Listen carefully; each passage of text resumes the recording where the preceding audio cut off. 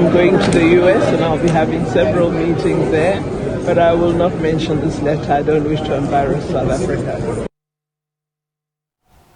For more now, let's cross to our correspondent, Nick Harper, who is in Washington, D.C. Nick, thank you so much for your time. I mean, she says she's not going to be discussing this letter that a lot of people have been talking about here at home, especially when it comes to some, the upcoming elections. But I wonder then, what's on her agenda for the day? Well, there's going to be plenty taking place over the next few days for the minister here in Washington, D.C., really combining multiple different facets, looking at business opportunities, but also talking about international diplomacy. She has something of a packed schedule. She'll be just up the road from where I'm talking to you now, speaking with members of Congress, having an opportunity to talk to lawmakers, as well as business representatives during her visit here. She'll also have an opportunity to be at one of the think tanks here in Washington, D.C. for a fireside chat at the Carnegie Endowment for International Peace Institute. She'll also be meeting with members of religious organizations, as well as catching up with anti-apartheid activists and some members of the South African diaspora. But perhaps one of the highlights of her visit here to Washington, D.C. will be to the historically black university, Howard University, where she will be giving an important speech. I'm going to read the full title of it. It's quite long, but I think it says a lot about what the minister hopes to be discussing and achieving during her visit. It'll be Speaking Truth to Power, confronting the disabling of criticism against Israel in institutions of higher education and right-wing attacks on progressive curricula.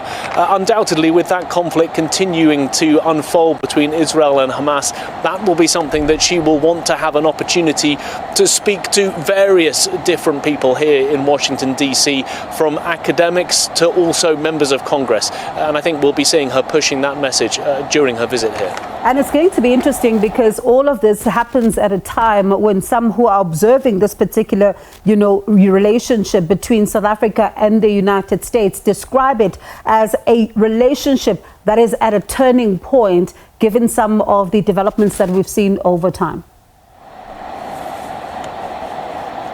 Well, exactly. And I think that close relationship that we've seen in the past is certainly perhaps more strained at the moment as a result of that conflict taking place in the Middle East. South Africa and the United States taking very different positions.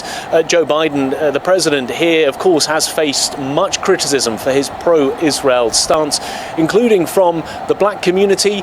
We've seen organizations like black churches right across the United States writing open letters to the president, criticizing his pro-Israel stance and asking him to do much more to protect Palestinian civilians in the Gaza Strip. He's also taken a beating in primary election results, for example, in the state of Michigan, which has a very large Arab American Palestinian population. They're very critical of the president.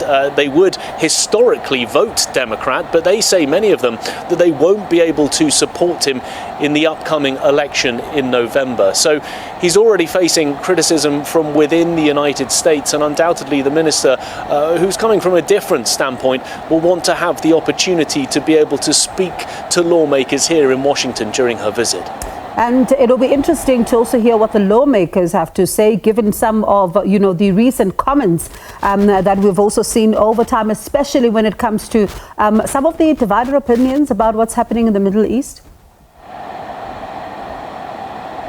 Yeah, very divided opinions. I mean, bear in mind that we've also seen a backlash from within the Democratic lawmaker ranks. There are progressive Democrat lawmakers, there are Arab American lawmakers, also some with Palestinian heritage who have criticized the president heavily.